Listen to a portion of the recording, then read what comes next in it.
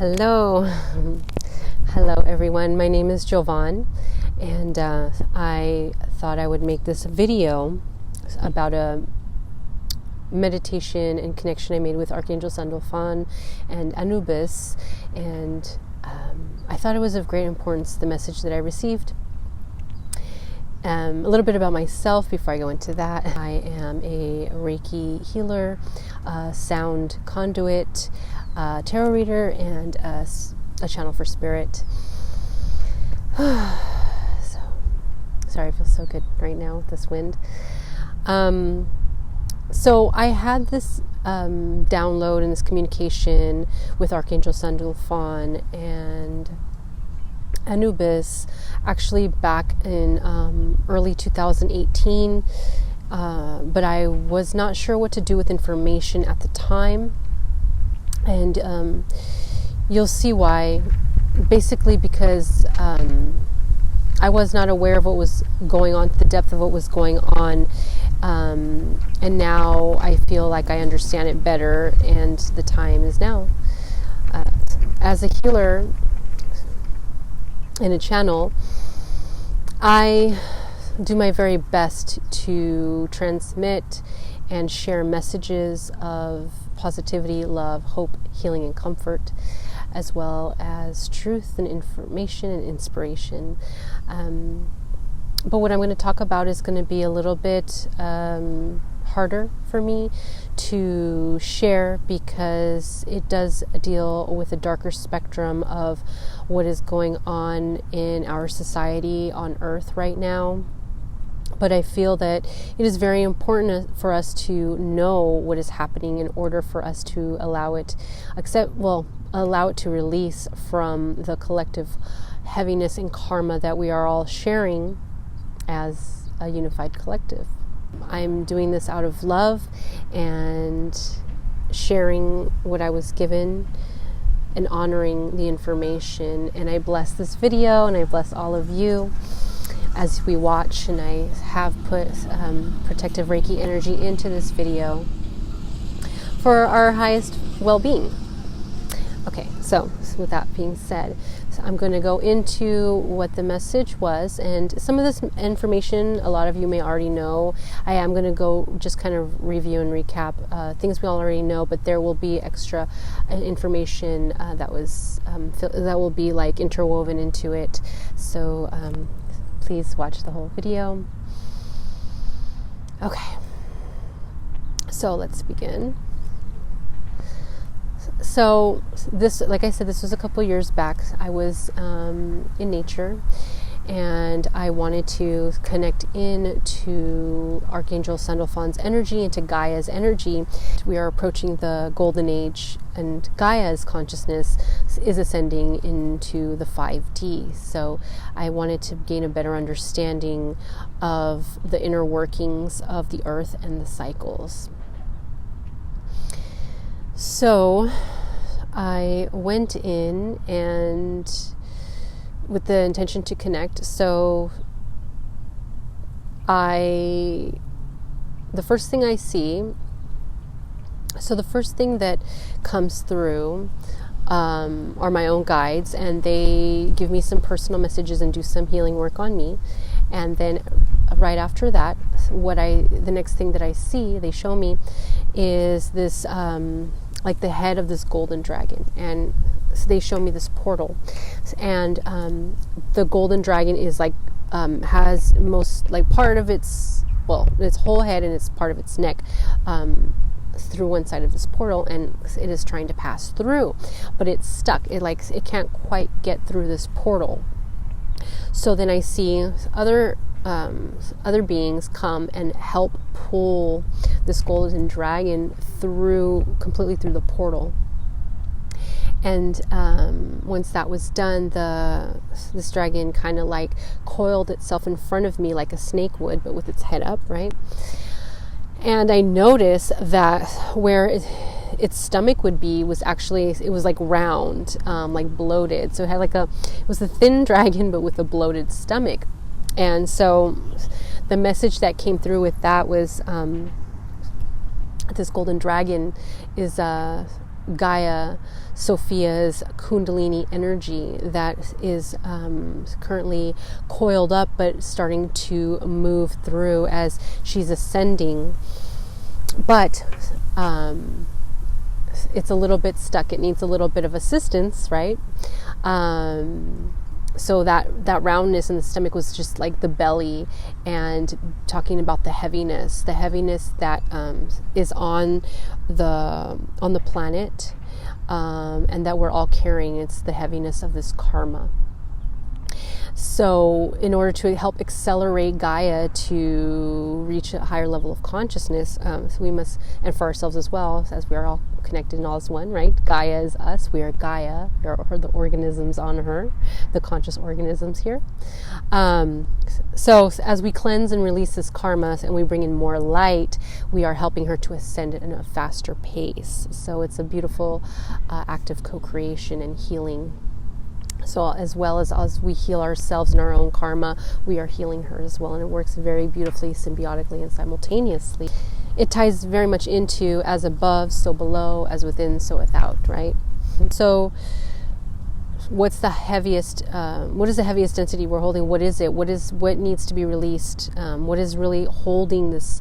What is this, the thickest density, I guess you could say, right? And that's when Arch Angel Sandalphon came in, and he came in front of me. So I have the golden dragon before me, and so then I see Archangel Sandalphon coming in from the sky in front of me and landing right behind this dragon, and this beautiful angel, very gorgeous, just encapsulated in this golden, coppery, amberish aura, these immense pure white wings, white feathers. But then it was interesting because he had black feathers spread out sporadically in these white wings. It was very interesting to see. But just a very glorious energy. So he comes in and begins to explain to me what is this heavy, dense energy that we need to move through next in order to continue our ascension as, we receive all these light codes, right? So the message that was conveyed to me was that there's a dark agenda on this planet, of course coming from dark entities, but infiltrating through or humans who are channeling it in, right? Who are connected, who are lost and connected to the darkness, having to do with pedophilia. And at that time, the message came through. They didn't tell me it was child sex trafficking, but they just told me the energy of pedophilia and how detrimental that is to the human body and spirit. So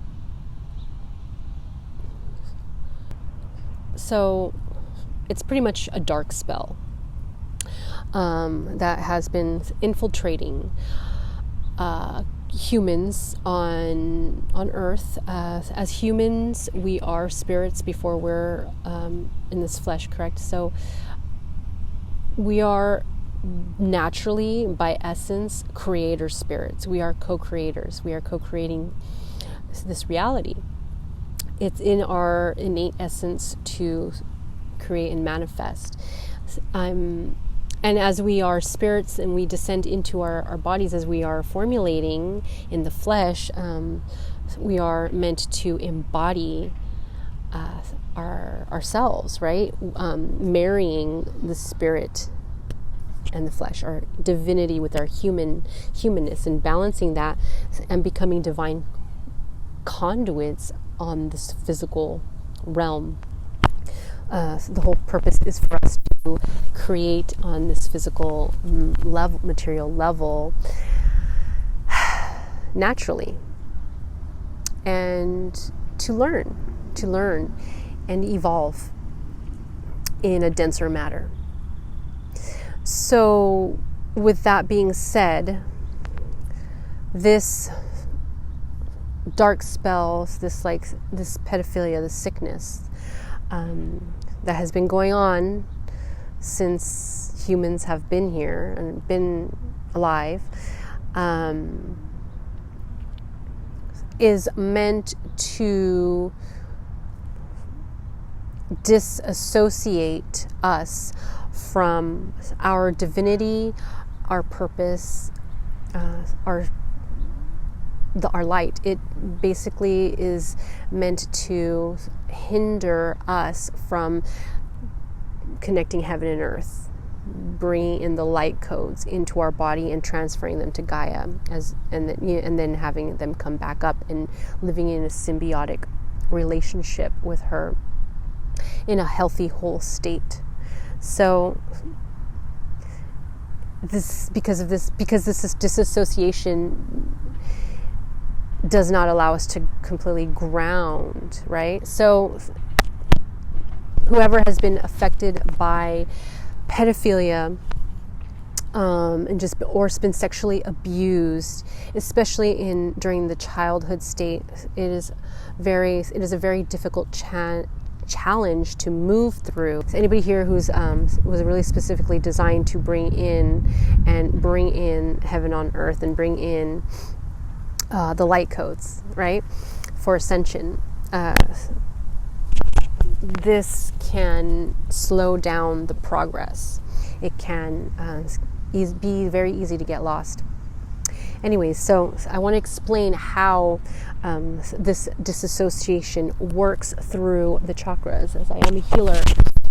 And this video is for everyone who it resonates with, but definitely this is a message for healers and lightworkers, darkworkers. So what happens is when a child is sexually abused, it simultaneously affects the 3 lower chakras. It affects the root chakra, the sacral chakra, the solar plexus. And how it does this is because obviously, through the root chakra, where we feel our connection to the earth, where we feel our safety, our security, our abundance, our right to be. When a child is abused in this manner, it creates, there is no consent. So it is a violation of the body. And it creates a level of feeling unease and danger.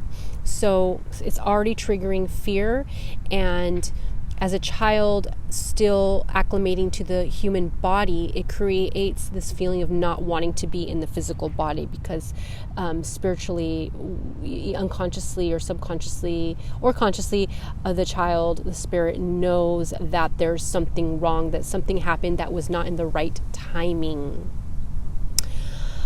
So it kind of throws them off their timing, right? And sense of safety. It's a given, right? So it creates fear on a very deep level. The spirit does not want to anchor into the body. Then simultaneously, it affects the sacral chakra, of course, because that is our sexual center. It's not only our sexual center, though. It's connected to creation, joy, playfulness, and harmony, and connection and trust to others in an equal way. So when a child is forced to participate in a sexual action that is not of their consent, it is infiltrating their own creative energy. The perpetrator is basically siphoning off the sexual creator energy for their own use, like vampirism, parasitic energies, right? So, and then what they're doing is in exchange, because, right, the sacral has to do with exchange, they are transferring their energy of illness, sickness, dis-ease within themselves. That dark energy is being now transferred into the sacral. So now you have these children, these innocent beings that are holding this dense, dark energy that doesn't even belong to them. But as children internalize other people's energy, right, and feelings and thoughts like sponges. So that's what happens. So they're holding on to this dis-ease, and then they think it's their own, right? So, and of course, this simultaneously affects the solar plexus, because that is about our sovereignty, our sense of having strong boundaries, being creators, right? Being creators, being children of God, but then having our boundaries and our sovereignty violated, and really creating a sense of guilt and shame that makes the child feel unworthy and carries that with them. Now they feel like they are not the masters and the creators of their own destiny, because with this type of abuse, it has insidiously infiltrated on a level of ruining the child's own sense of timing and development as they are, as we all go through development, as we root into our bodies, feeling learning to feel secure in our bodies, in the world, gaining trust, understanding home, understanding community, our place in the world, then our sexual energy, learning how to create, learning how to play, learning how to use our imagination, learning to be creator beings, and then slowly learning about our own sexuality or on our own time. In our own time, in our own decision, as a consensual experience. And then, then we go into learning how to identify, like creating an identity for ourselves in the solar plexus, and creating a sense of connection and purpose in intuition in the world that is connected in symbiotically through, like, the earth, the sun, everyone around us, all things. And so we can manifest, and come into alignment with what our mission and our goal is. That is a development that we go through. But this is arrested, or the best word is hijacked. All three chakras are hijacked, so that these things do not develop naturally in the spirit's own sovereign divine timing. And this creates grief in the heart, and the heart space that holds all this universal love and trust, and where we really truly magnetize what we need and want in the world, and connect in and create through love and connection. So the heart holds this grief and trauma. How can you completely be in the heart when you have all this trauma and all this other dense energies that did not even belong to you in the first place, and you're holding for somebody else? You're holding it. So that's how it works through the chakra. So basically, Archangel Sandalphon brought this up and said why this was so important, especially for healers and light workers and people, spiritual people who are working to fulfill this ascension through Gaia, this golden age coming in, this new world, new paradigms. Well, first of all, it's important for anybody who has gone through sexual abuse to heal themselves, and to focus on the three lower chakras is the most important, because it's important to ground. It's important to ground and embody ourselves, our bodies, and be here now, be in the present, because that's the only way we are truly able to fulfill and manifest. We need to be connected to the earth. That is what the physical realm is. So how can someone who has been through a lot of trauma, of course they can manifest, but they can't bring in as much light as if they weren't. So it's just something to heal and clear so that they can come into alignment with their purpose, true destiny, and anchor in as much light onto this earth as possible and share the energy with Gaia. So it's important to heal that. Now, for healers, light workers, spiritual people who are have these missions to help assist humanity and Gaia to ascend, heal, and expand along with the rest of the universe, it's Sandalphon is saying, focus on working with your clients in the three lower chakras first. Disassociation, disconnection is such a rampant thing right now in the world. Like, it goes beyond sexual abuse. Like, so many people are disconnected from reality and the present and what's really happening in their own lives, their own bodies. So it is rampant. So anybody can benefit from the three lower chakras, but especially the people or the children and the victims who have been traumatized through sexual abuse. This is holding the most density. And even for people who have not experienced sexual abuse through childhood, are still sharing this density, right? Because we're all connected. We're all in the collective. So it's almost like secondhand smoke. So please, as healers, work with your people in helping them to cleanse, clear, balance, and empower their three lower chakras first, to be present, grounded, and and working with that. Healing the inner child is so important right now. Healing the heart, to strengthen the magnetic field, to have joy, to play, is the highest, best resistance for darkness, because the darkness is here to enslave, depress, and create suffering.